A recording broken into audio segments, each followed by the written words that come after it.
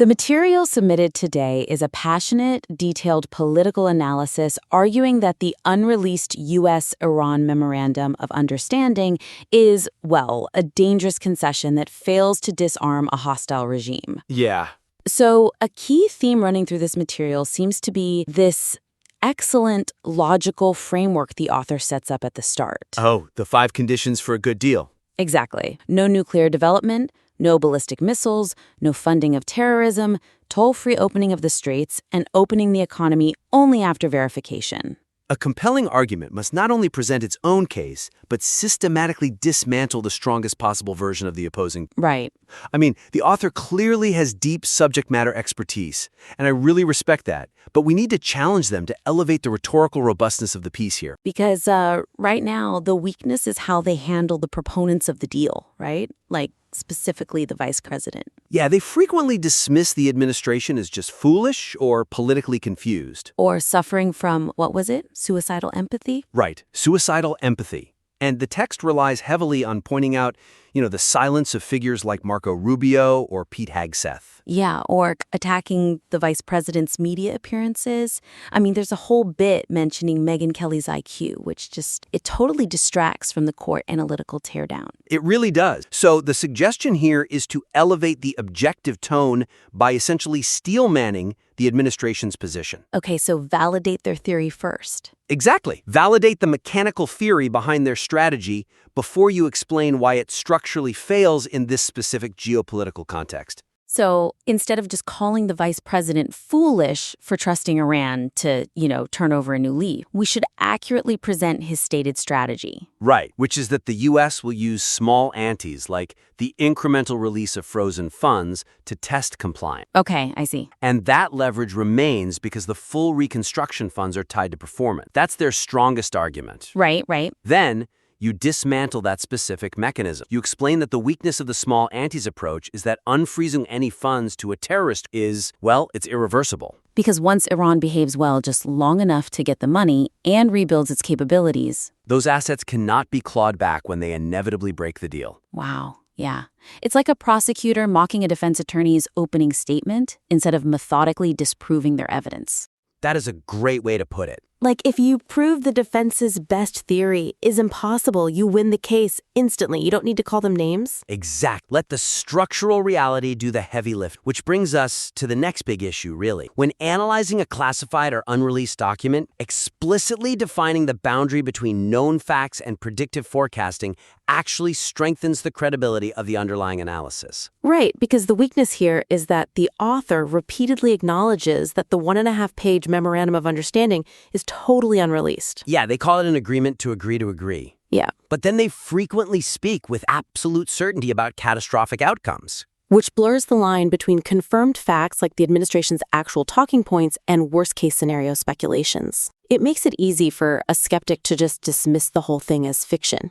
So the suggestion is to create a clear, structured distinction in the writing between the knowns, the unknowns, and the historical precedents being used to fill in the gaps.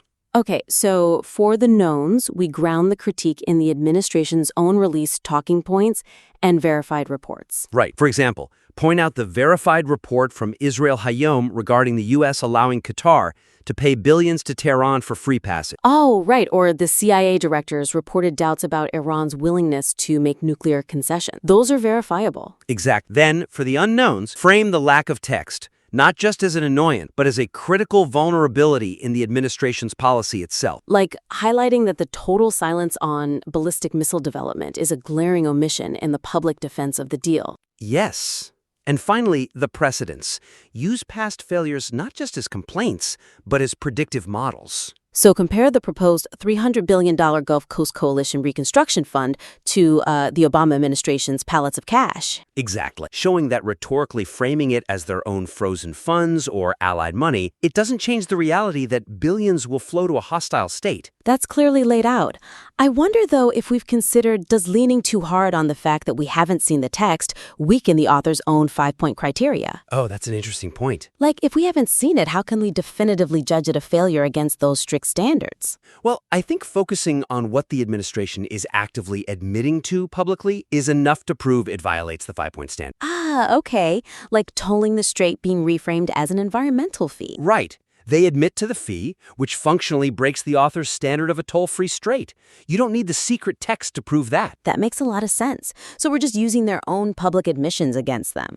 Precisely. Now, regarding how all this evidence is organized, an analytical piece achieves maximum impact when its emotional appeals and ideological evidence are firmly anchored to specific policy vulnerability. And the weakness here is that the material features these incredibly powerful, direct quotes from Iranian hardliners, right? Right. Like the mayor of Tehran declaring an existential, multifaceted 47-year war against the great Satan. Or officials citing the appearance of the 12th Imam and the destruction of the structured world order. It's heavy stuff, but these profound ideological points are clustered somewhat haphazardly among logistical complaints about the Strait of Hormuz and frozen funds. So they kind of lose their analytical bite. Yeah, they do. The suggestion is to restructure the argument, to use these ideological quotes as the foundational premise for why the logistical enforcement mechanisms of the MOU will inherently fail. Let's look closely at the section discussing the vice president's quote, actually.